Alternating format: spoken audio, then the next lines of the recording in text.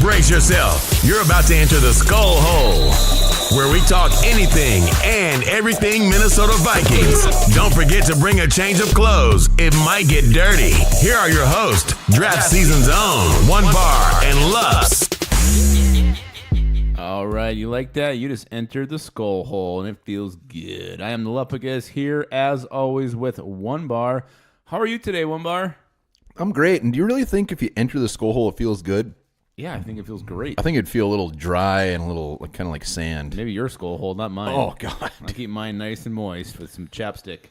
Wow. All right. Well, even though it is the dead time of the year, there was some actually Viking news and some mildly generic and boring transactions, but damn it, we're going to talk about them anyways. I was riveted with these transactions. Oh, wow. Well, then I'll let you go ahead. Well, okay, first of all, the Vikings signed a couple players. They signed cornerback Terrence Alexander and a safety, Isaiah Wharton. That's not just a safety. Yeah. That's the safety. I actually liked him. Really? Yeah. I did a little digging on him. He's from Rutgers. He started 48 games for him. He's got good size. I think he's about 6'1", a little over 200 pounds. So will he make the team? Probably not, but I do enjoy him. So Did you enjoy him as much as you enjoyed Andrew Wingard? No, never. Wasn't Isaiah Wharton the basis of a Dr. Seuss book, Wharton Here's a Who? Nope. He wasn't? No. So anyway, these signings, they cost the Viking his job, and that was AAFer Jordan Martin. The first AAFer is gone. Something tells me this will be a theme where we see some AAFers leave, but he is the first one. I'm going to give him a SKOLHole sip for give him a his sip. service. We also signed Stacy Keeley. Wasn't she a wrestler?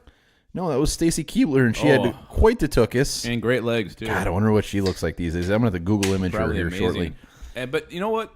That move was fine, but I was actually surprised in who they released. Tackle Adam Bisnowadi, not because I think he's a great player. I mean, we only had 6 tackles going into camp now. Now we're down to 5. So if someone gets hurt, we're all of a sudden very thin in a position we're not very deep at. So just dropping him was a little bit surprising to me. He must have just looked like a turd. Yeah, and he has bounced around from a chunk of teams already very early in his career yet. So he just must not have the wow factor, must have anything, because if we're willing to release him at this point just for Stacy Keeley, yeah. As much as I like Bisnowade at Pitt, I did. I think everybody liked him. You liked him. I did.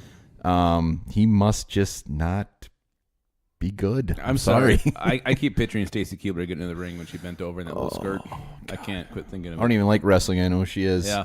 All right, so we're gonna do a little new segment here. This is a slow time, like you said. There's not much going on, so we're gonna do a new thing here. This is called Ask One Bar. We might. Oh my God. I might come up with the question, or maybe someone on Twitter will ask one eventually. But anyway, Ask One Bar. So I'm gonna ask One Bar a question. I will answer anything you ask me. I appreciate it, regardless of how personal it is. You're an open book. I'm an open book. I got no secrets. Are you Braille? Because I'd love to read you.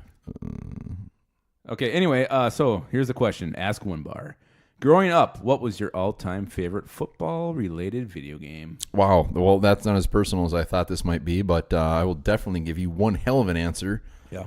And it's easy. It's too easy. Is it too easy? It's too damn easy. I hope next week makes me uncomfortable and blush. I hope our listeners challenge us with a new question. Well, you got to go with Tecmo Bowl. No doubt about it. The amount of hours I played on Tecmo Bowl, and most likely everybody listening played on Tecmo Bowl, well worth those hours. Vikings, Herschel Walker, you put in Rick Fenny.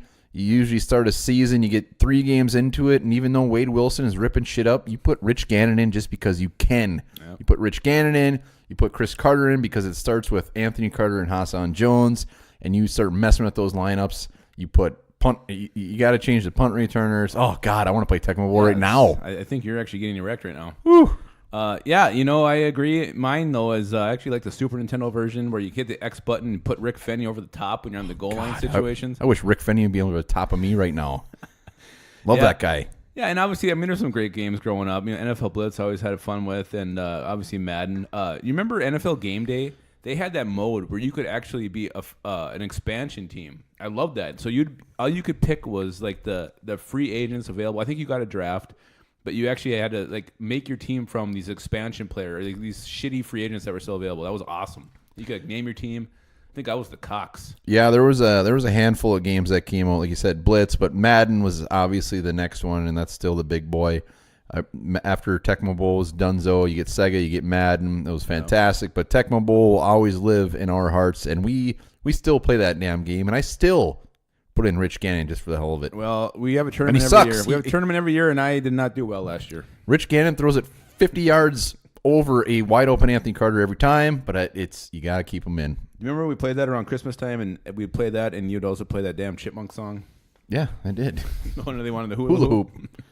All right, so here's the point of the podcast today. We're going to talk about Vikings. 3 Vikings on the offensive side of football need to step up, and then also 3 on the defensive side who need to step up and have big 2019 seasons. Some of these may just be for the Vikings to be successful in 2019. Others may be just because these guys are fighting for their jobs and need to step up just to retain their jobs. So when we start offense, I'm going to go ahead and let you start here, One Bar. Well, I am going to go with a position that was heavily addressed in the draft. Doggy style? No, I'm starting on the offensive line. Pat Elflein will be moving to guard, and he's been with the Vikings 2 years now, and both were at center. And his rookie year, he looked pretty damn good. He looked splendid. Last year, not so great. I think that had maybe a little bit to do with some injuries, but he's getting a fresh start at left guard, where he's very familiar with his time at Ohio State. So the way I see it, he's got a clean slate, but if he happens to go out there and lay a turd on left guard this year, I actually think that there's a very good chance that they could just say screw it and move on from him. He's got to step up. He's got to man his spot and help this offensive line go. So Pat Elflein is my guy, and he needs to prove himself. I agree 100% with that. I think he needs to step up, and I think he will. I absolutely think he will. I mean, he had a great rookie year. I don't think he was healthy last year. He didn't get the preseason in, so I don't think he was ever really up to shape, up to snuff, and that showed. So I think put him at left guard, where he's probably a better fit. I think he's going to be freaking amazing next year. Well, and you got to look at it. 3 of the 4 years at Ohio State, he played left guard. Mm-hmm. They put him at center his senior year, and yes, he was fantastic, won the Rim Job Award, but he's more familiar with left guard. The Rim Job Award? Remington. Oh. So he's left guard. So what do you prefer, your left nut or your right nut? My left nut hangs lower than my right nut. Really? I think that's very common. If you're listening, go ahead and just take a glance in the mirror, and you'll confirm. Measure. Might not be by much, but it'll you can tell in the mirror. Please send us the measurements. All right, who do you got? I'm going to go Kirk Cousins, and I'm not a Kirk Cousins basher by any means. He had a great year. He threw for 4,000 yards last year. He had a shit ton of touchdowns. What I want to see from Kirk Cousins in 2019, I want him to put a game on his back and will the Vikings to victory. The only time he did that last year that I can remember is week 2 against the Packers. We were down late by a couple scores, and he literally just kind of willed us back into that game, made some freaking badass throws. And I want to see more of that from Kirk Cousins in 2019. He should have better protection. I mean, his weapons are still going to be badass. I just want him to take this team and just, will it to victory maybe once or twice this year. Just I think that's something that Cousins can do, and I want to see him do it. Yeah, I think with this offensive line, I think with a more healthy Dalvin Cook, I think he's got it in him. I think he's going to have a hell of a year. I do too. Hell of a year. And if he doesn't, then yikes. But I think he will. Nah, he's got it. He's got it. I'm gonna stick on the offensive line here. I'm lame, but I'm going Riley Reiff. He needs to step it up. I think last year with Tom Compton next to him, he was trying to do a little too much, which anybody would because Tom Compton is Tom Compton. Yeah. So I think this year Reiff is going to be able to be a little more comfortable, concentrate on his guy, concentrate on his assignments. Let hopefully Elflein, like I mentioned before, do his job. And I think we're going to see a much better Riley Reiff. And for his price tag and for the way where he's playing, I think that just needs to be something we do not worry about one bit. Yeah, and if he doesn't, I think that's definitely where the Vikings are probably looking to 2020 draft to be left tackle if he freaking lays a turd next year. But well, and if he doesn't, you could look at all the chatter of moving Brian O'Neill over there sooner than they might want to. Yeah. If it's me, I leave O'Neill on the right tackle forever because he's fantastic. Beautiful. But we do not want to rush O'Neill over there, especially maybe even this season if Reiff is just crap in the bed over there. We want it as is. So Reiff's got a lot of nuts on his shoulder. I think you made a good point too. He probably was trying to compensate for shitty Tom Compton playing next to him. So he was probably trying to man 2 spots at once. So yeah, I think Reiff will have a much better 2019, and just the whole line's gonna be better as a whole. So, yeah, obviously I think he needs to step up, and I think he will. So I'm gonna go a guy. This isn't detrimental to the team, but this guy needs to have a huge camp if he's even gonna be on the team in 2019. Laquan Treadwell. What? I can't believe you said him. Yeah. He actually needs to play balls out from day one, training camp. He needs to stay late catching balls. He needs to, have huge preseason games. And this guy is on the cutting room floor. The Vikings have to make some kind of cap room right now to sign Garrett Bradbury. And, Treble is a guy they could just flat out release even before just to make room so they can sign him. Because he's a first-round pick. What's he have, like 30 career receptions or something? Oh, he's got more than that. Okay, maybe 57. He does have one touchdown. I know that. He's got one touchdown. I mean, he's one of the biggest busts, Vikings draft busts in recent years. And if he is going to be on this team, he absolutely has to he's got to play not just solid. He's got to play like amazing to make this team. So, Treble, you need to step up to save your job. Otherwise, you are going to be cut late August, looking for work in September. Yeah, he has. I looked it up. 56 career receptions. So you were pretty close, but 57.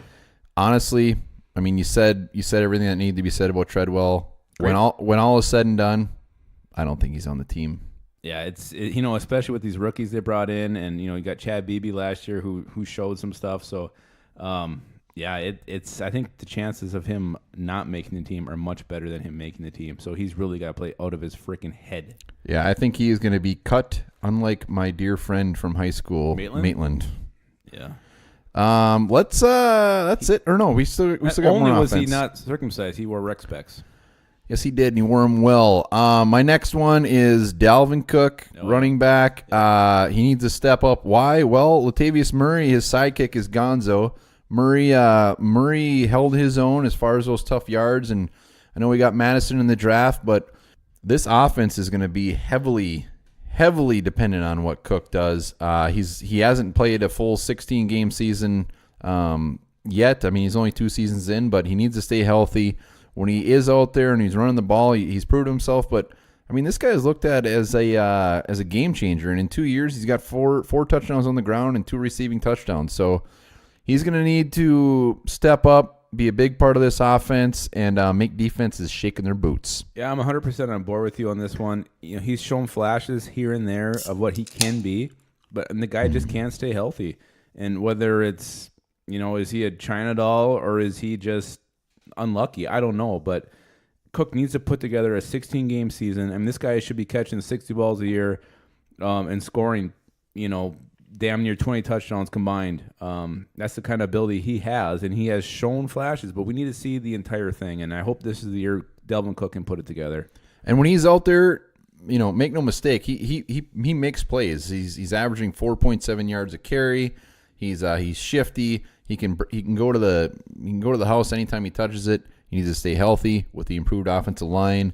I think the cards are in his favor. And that's the key, the improved offensive line. Bradbury at center, you got Elflein over the left guard, and you got Klein or Samia at right guard. So this line should be much better. You should have a lot more running room next year. So this is it. This is Cook's year. This is it. Ooh. Is Chicago? I don't know. Oh. All right, who do you got? Who's the last one? And I'm going to cheat a little bit here. This isn't exactly an offensive player, but this guy definitely needs to step up. And that's Dan, your boyfriend Bailey. Bailey. Daniel. This guy kicked 75. He made 75% of his field goals. Hell yeah. That's shit. I could make 75% of field goals. Well, you couldn't. I've seen you kick. Horrible. All right. He's got to be better. I mean, and maybe Marwan Malouf can do something that Prefer couldn't, but I don't know. I mean, when we got Dan Bailey last year, I was so stoked. This guy was just freaking solid in Dallas. I mean, he hit every time. He comes over here and he's just a shit show, missing key kicks, missing kicks he should make. This is a team, the Vikings, especially last year. I mean, we had a lot of close games. We need these field goals. We can't be missing field goals. I mean, Dan Bailey has to step up if this team is going to get back to the playoffs and even contend for a title. We need Dan Bailey to be, at least 90% on these field goals, not 75. And that's shit. That is pure shit. Well, there was rumblings that he still wasn't feeling fantastic and not healthy. They haven't brought in another kicker. I don't even think they've signed a free agent from rookie minicamp or anything. So which is shocking. That's absolutely shocking. It appears Dan Bailey is their boy, And he finished the year pretty damn good. I think he had a shaky start to his Vikings career, but he finished pretty good. I think at this point, all signs point to him being their guy, and the 75% can only get better. It can't get any worse. It really can't get any worse. All right, let's move into defense now. I'm going to go ahead and start. So I'm going to start with a guy who actually, stat-wise, had a good season. Eric Kendricks. He had 108 tackles. He had a sack. He had a couple picks. But when you watch this guy in film, I mean, he's missing tackles. He's missing a ton of tackles. His coverage is shaky. He's not the Eric Kendricks I remember from a couple years ago, making just game-changing plays, getting touchdowns, tackling everything in sight. I just think he just needs to step up, be a little more consistent. I think he was just way too consistent last year. I want him to be the Eric Kendricks of 16, 15, where he was just really shocking people. Maybe not 15, 17, 16. I'm getting too far back. Yeah, his rookie year was nothing but everybody was excited about him. And, he didn't have a horrible year like you said, but those missed tackles, bad angles, he needs to step up. We're bringing back the same three linebackers as last year with Barr and Gideon on the side. So a lot of the defense revolves around him, and he does need to play better than he did last year. Yeah, it actually surprised me when you go and look at his stats because they're consistent with what he's done. But God, you watch him. And if he would have made some of those tackles, he'd probably have double the tackles. 200. His missed tackles make me just irate. I can tell you are fuming. Your cheeks are red. I'm talking about his butt cheeks. I'm going with another guy that is very well known to the Minnesota Vikings, and that's Everson Griffin. We all know what he can do. We all know what happened last year.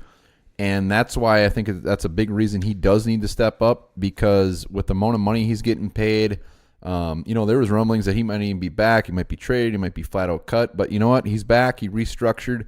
And just for his sake, he needs to step up and start off the season with a bang, because if he's laying turds out there, people are going to start bitching. Because there's poop on the field. And he's going to be a target easily. Well, yeah, and I think, Griffin, just to have a normal year, he had those issues last year where he was away from the team for a while. Just to have a normal year, I think, will help. And, this guy's still extremely talented, and I expect him to bounce back big time. I think he will be back to double-digit sacks. And, so I'm going to be very shocked if he does not step up. That would be mind-blowing to me. Yeah, something tells me he's going to have a little bit of an extra fire right up his old tuchus hole this year. Oh, I agree with that. And maybe it's just from having too many jalapenos. Those are my favorite. Are they? Who you got? All right, I'm going to go Jalen Holmes. Jalen Holmes is a rookie from last year. He was a D-end in Ohio State. They moved him inside D-tackle. He had 3 tackles and a sack a year ago. Here's the thing with the Vikings. We lost Sheldon Richardson. We couldn't afford to re-sign him, which wasn't surprising one bit. We need somebody to create interior pressure. Right now we have Shamar Stephen and Linval Joseph as the starters. Those are both kind of more run stuffers, big old boys who aren't going to get in the backfield and make a lot of ruckus. Jalen Holmes isn't coming on passing downs. He needs to step up. He needs to be that guy who can create the pressure, blow past those guards, get in the quarterback's face, disrupt the timing, and just get some sacks. And the Vikings are going to be leaning on this guy to do that. They did get late, was it 6th round, Armon Watts, who, the guy does have some talent. He can do the same thing. So if Holmes doesn't step up, I don't think his job is one bit safe this year. I think they're going to give him much more of a chance this year. Last year it was very, very bleak to get out there with Sheldon Richardson.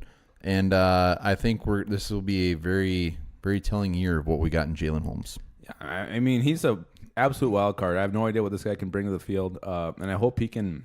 He was an end in college. Hopefully, he can bring some of that pass rush ability right up the middle, right in the face. We forgot to mention what we are drinking our glorious, very cold beers out of. What is it? It's a Viking horn. Oh yeah, I think it's fantastic. Yeah, the one of our loyal, fantastic listeners, known as the Foxman, sent us a couple of horns. I don't even know where he got them. I think he killed a bison. Yeah, I think he made them. Knowing him, I think he just found it, slit its throat, ripped it off. I don't think bisons have horns. I don't know. Anyways, Foxman, cheers to you. These horns are beautiful. You'll see it in our picture. They're awesome. Absolutely. There was a girl in 6th grade named Hornosaurus who used to scratch me. You're the only person who called her Hornosaurus. No, everybody called her Hornosaurus. All right, I got On the list, Tayshawn Bauer. Tayshawn Bauer needs to step up, and this is one of the guys you mentioned that he might just need to step up to save his job. Absolutely. This isn't just step up to get playing time, but Bauer, it seems like he's been around forever. He's still only 24 years old. A lot of intrigue around him, especially preseason, because that's where you get his playing time. But when you look at it, he's got 1 career sack. He doesn't see the field a ton. The intrigue, I would say, is starting to dwindle a little bit. But he needs to step up, have a big preseason, because you got guys like Hercules breathing down your throat. You got Devontae Downs, and of course Ifeadi Odenigbo, who is back. So I'm a little worried for Tayshawn Bauer this year. A lot more competition for Bauer. Like you said, Odenigbo's back. Modifia Hercules is back. So his spot is nowhere near guaranteed. He has to impress in camp to save his ass, save his job, and bring home the groceries. I mean, even last year, come cut time, he was at least questioned as far as if he's going to get it. So I'm pulling for him. I like watching him. I hope he gets it, but he should be a little scared. Was he hurt last year? I feel like he was. I think he was hurt, but who knows? All right, I got another guy too, and this is a guy who needs to. He had a great rookie year. I'm not going to lie. Undrafted free agent cornerback Holton Hill. But he got that suspension. If I'm Holton Hill, I'm coming into camp. I'm on my best behavior. I'm staying late. I'm coming to meetings early. I'm taking notes. I'm going to try and impress everybody I can. I'm going to try to get back on Mike Zimmer's good side. I'm going to kiss ass. I mean, this guy has the ability. He has the size. He can return punts. He can return kicks.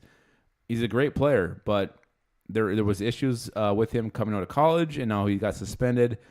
So if I'm Holton Hill, I need to step up my play just to stay on this team because, they got Chris Boyd in the draft. I know he's a 7th-round pick, but that guy's got a lot of talent. And, there's a couple AAFers, too, who are fighting for this job. So, Holton Hill, you need to step up just to save your ass. Yeah, you nailed it. I actually have absolutely nothing to add to that. You need to step it up. Like you said, Chris Boyd. Chris Boyd's going to be a very fun one to watch. He is. It's going to be a good battle. I am finishing off defense with Jaleel Johnson. Jaleel Johnson, we've talked about him before. Yeah. Former 4th-round pick. Really has not done anything, hasn't seen the field. I love Jaleel Johnson. I hope he gets some opportunities, but I think he is I think it's very shaky for him to make the team. And, when I was looking at this, I think there's a Madden cover curse. I think the Vikings have a 4th-round curse. Yeah. Let me rattle off some 4th-round names that the Vikings have taken over the years. Okay. 2011, Christian Ballard. Ballin. Not Ballin. It's Ballard. Ballin's a medical term for penis. All right. We got Gerald Hodges. Yeah. Oh, no. He had a good... He did all right. We ended up trading him, but, not great. Who else we got? We got TJ Clemmings. He started a lot of games, but he sucked. I don't care. Tom Compton started a lot of games. Oh, you want another 4th-rounder? How about Willie Beavers? Willie Beavers. And then we go to, we got Ben Gideon and Jaleel Johnson that same year. Gideon... Yeah. Let's be honest. Gideon was probably made to be a backup linebacker in this league. Yeah, Jaleel Johnson probably made to be a backup defensive tackle. Best case. I didn't think Gideon was worth a 4th-round pick. But those are, that's just in the matter of like the last 5 or 6 years. That's a lot of turds when it comes to round 4. And Jaleel Johnson is on the cusp of being another giant turd of round 4. Yeah, and he actually, was it last year or the year before, he had a really impressive preseason. I don't remember that ever. He showed a lot, and I was expecting him to do a lot more during the season. He gets in there and he does shit, which is crazy because you get a guy like Tom Johnson who gets in that one play and he'll have a sack or he'll make a big play, and then how's Tom Johnson not signed yet? Yeah, I don't know. Maybe he's retiring. I don't know what's going on there. He's old. Jaleel. It hasn't happened yet for whatever the reason is, and it's very surprising to me because this guy has all the ability. He's shown the preseason. Why he can't turn it on when it counts is beyond me. Well, and he is playing behind Linval Joseph. He's Linval's backup. Linval is out there pretty much all the time. So there's that, I guess. I'm trying to throw him a bone here. I know. Jaleel, you got to play on your mind this preseason to make this team, so you definitely need to step up. All right, so I think that's everybody. You got anybody else? That's it. A lot of pressure. A lot of pressure. Yeah, it is. I mean, this is good. There's a lot of competition this year. There's been a lot of exciting battles in camp, so I'm excited for it. Yeah, it's going to be interesting. Yeah, and make sure to go to Twitter, give us a follow. Lupagus, at Lupagus, Lupagus, and at Matt_Falk, FALK. If you got a question for one bar, go ahead and send it too, because I want it to be dirty. Really? Not too dirty. He said he don't answer anything. Maybe. Like the grossest person he's ever masturbated to. Jesus Christ. I know who it is. Wrap it up. All right, so a little advice from the Lupagus. You guys want to save a little money? I know it sucks. You buy razors at the store, you get those nice Gillette ones or the Mach 5s, whatever. They cost you like $17 a cartridge. You know what?